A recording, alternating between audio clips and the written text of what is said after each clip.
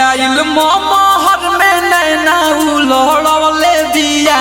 दिलवा चोरवले बिया हो कि आइल मोहर में नैना उलड़ले बिया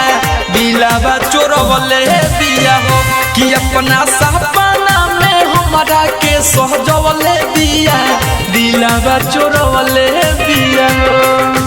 मिक्स बाय रजनीश जेके।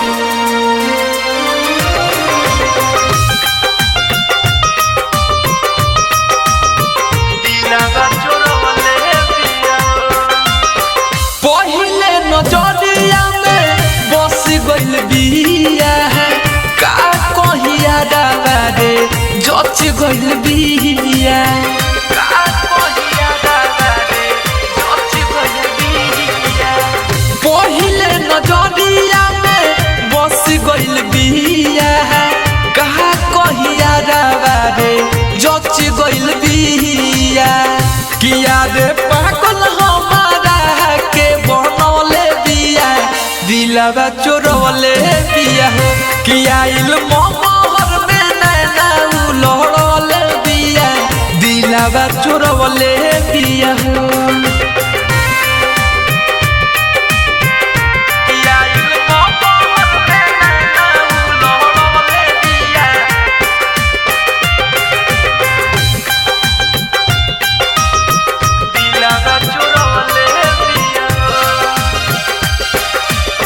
शीतल प्रेमी के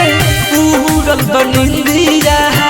काढ़े ले जान यारवा साटिक बिंदिया काढ़े ले जान यारवा साटिक बिंदिया रोजनी से जेके के उड़ल बनिंदिया काढ़े ले जान यारवा साटिक बिंदिया किया दे रोशन मुना के घायल बनौले बिया दिल धड़कले बिया हो कि आइल